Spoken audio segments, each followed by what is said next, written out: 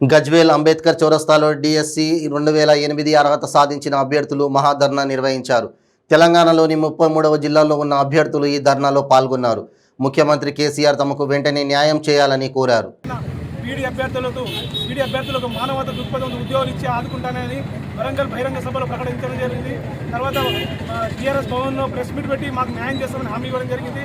మూడో దఫా కూడా స్వయం రాష్ట్ర ముఖ్యమంత్రి గారు క్యాంప్ ఆఫీస్ని పిలిపించుకొని స్వయం రాష్ట్ర ముఖ్యమంత్రి గారు 2.5 గంటలు చర్చలు చేసి హ్యూమనిటీ గ్రౌండ్లో ఉద్యోగాలు ఇస్తామని వారం రోజులు ఇంట్లో ఉంచుకొని ఫైల్ మొత్తం పెట్టించి అన్ని డిపార్ట్మెంట్ ఆమోదం పొంది ముఖ్యమంత్రి సంతకం పోయింది. ఫైల్ ఇప్పటికీ 6 సంవత్సరాలు కానీ ముఖ్యమంత్రి గారు ఆమోదం మాకు ఇప్పటికీ అందలేదు.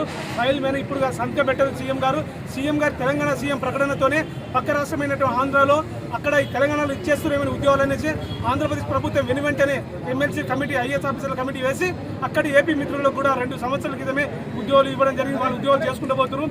ఉమ్మడి ఆంధ్రప్రదేశ్లో ఈ అన్యాయాన్ని ఒక రాష్ట్రంలో న్యాయం జరిగింది, మరో రాష్ట్రంలో అన్యాయం జరుగుతుంది. వాళ్ళు బడిలో ఉంటే మేము రోడ్లపైన తిరుగుతూ ఉన్నాము. ఇదే డిఎస్సి పైన తెలంగాణ రాష్ట్ర హైకోర్టు ఉన్నత న్యాయస్థానము 2017లో నోటిఫికేషన్ ప్రకారం సెలెక్ట్ అయిన బీడీ అభ్యర్థులకు న్యాయం చేయమని వీళ్ళకి వెంటనే ఉద్యోగాలు ఇవ్వాలని కోర్టు ఆర్డర్ ఇవ్వడం జరిగింది. అదేవిధంగా మొన్న సెప్టెంబర్ 27, 2022 నాడు కూడా హైకోర్టు ఉన్నత న్యాయస్థానం ద్విసభ్య ధర్మస్థానం కూడా మాకు అనుకూలంగా ఆర్డర్ రావడం జరిగింది. ఇదే ఆర్డర్ని ఇంప్లిమెంట్ చేయమనేసి గౌరవ మంత్రి మరియు విద్యాశాఖ మంత్రి వారిని పలు దఫాలుగా విన్నవించుకుంటే ఇదే సబితేంద్ర రెడ్డి గారు మన ఊరు మన బడి మీద ఒక సబ్ కమిటీ ఏర్పడ్డది. అది విద్యాశాఖ మంత్రి అధ్యక్షన ఏర్పడ్డది.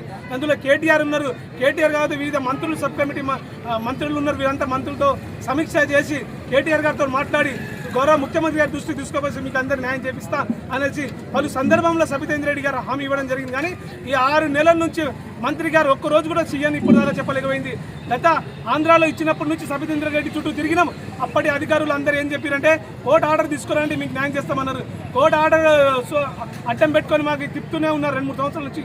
అయినా ప్రభుత్వం ఇప్పటికే ఇవ్వదలుచుకోదేమో అని మేము కోర్టు నుంచి ద్విసభ్య ధర్మస్థానం నుంచి కోర్టు ఆర్డర్ తీసుకొచ్చి అధికారుల చుట్టూ ప్రభుత్వం చుట్టూ సబితేంద్ర రెడ్డి చుట్టూ తిరిగితే ఇప్పటికైనా అధికారులు మళ్ళీ తప్పుదోవ పట్టిస్తున్నారు.